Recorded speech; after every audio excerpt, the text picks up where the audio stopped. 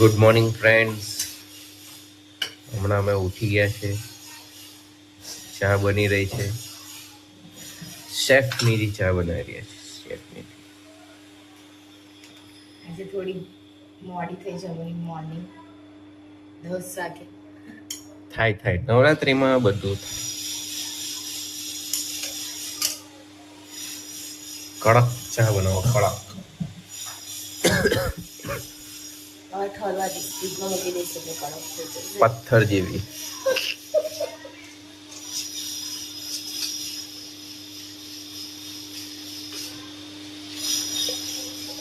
કાલે કેવી હતી નવરાત્રી? કાલે તો ઠાડવાની બંધ થઈ. ના પૂછવા તેવું કે ના પૂછવા, કાલે તો બહુ બકવાસ ગાતી હતી. કાલે આપણે રવિવારની ને સાંભળ્યું ને એટલે ખબર પડી કે આટલું ખરાબ ગાય છે આ લોકો. એટલા બિચારા બેસવા આવતા હશે.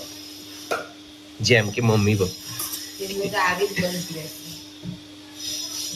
મગજ પર થોડા આવતા વર્ષે આ ના આવવું જોઈએ કે આવે તો આપણે નહીં જવાનું, સિમ્પલ વાત છે યાર. ખોડલધામમાં જઈશું. હા તો નિધિ બહુ ઊંઘ આવે છે. આવે છે. બોલ. એ આજે શું છે? આજે કઈ તારીખ છે?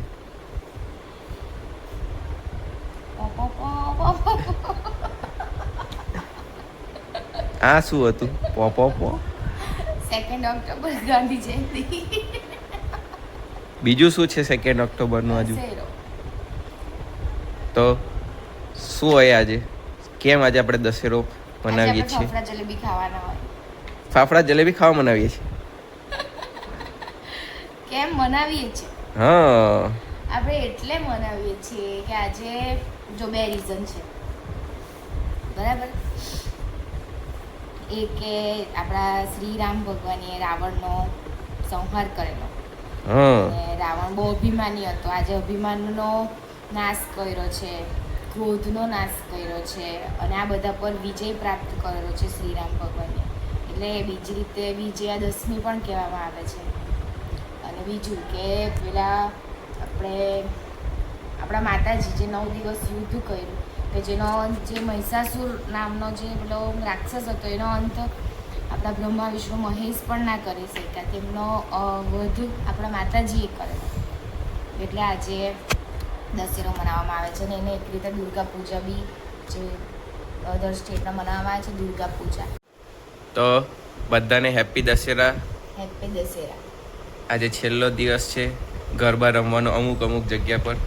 આજે અમારે ત્યાં તો ગરબા રમવાના છે. એટલે અમે તો જવાના છીએ. એટલે અમે તો જવાના છે. કે જો કે અમે રાવણ દહન જોવા પણ જવાના જ છે. હું તમને બ્લોગમાં બતાવીશ રાવણ દહન અહીંયા કેવું થાય છે તે. અંકલેશ્વરનું રાવણ દહન ONGCમાં. તો નિધિ શેફ, તમે શું બનાવો છો? ગુજરાતી મીઠી દાળ. ગુજરાતી મીઠી દાળ, ફેવરેટ આફ્ટર લોંગ ટાઈમ. જો કે આપણે બંનેના જ અઠવાડિયામાં એક વાર ખાવા મળે છે. એક જ વાર ખાવા મળે શાંતિથી રવિવારે. બાકી તો આપણે દોડધામમાં જ હોઈએ.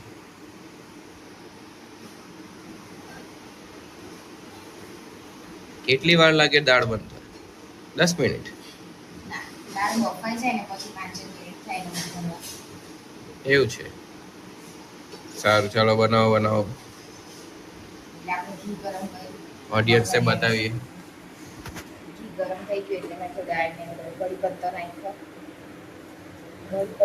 પછી મેં અંદર હિંગ અને રાઈ નાખી.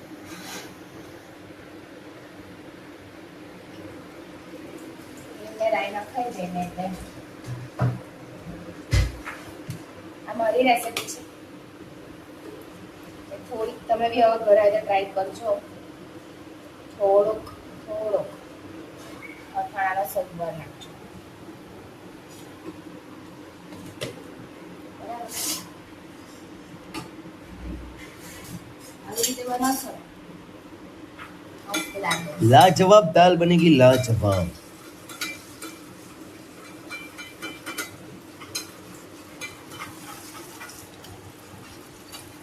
આજે ખાલી આજ છે ફાફડા જલેબી. વાહ, સુગંધ તો બહુ મસ્ત આવી રહી છે. ફાફડા જલેબી ને દાળ ભાત શાક રોટી નહીં બનાવે છે આજ સબ રોજ રાત્રે આઈસ્ક્રીમ ખાઈ ખાઈને શરદી થઈ ગઈ છે. હા અને કંટ્રોલ પોતાના પણ છે ને આઈસ- આઈસ્ક્રીમ અને ગરબા 9 દિવસ તો ચાલુ જ હોય.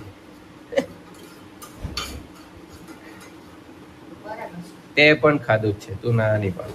તારા જેવું નહીં થતું મારે.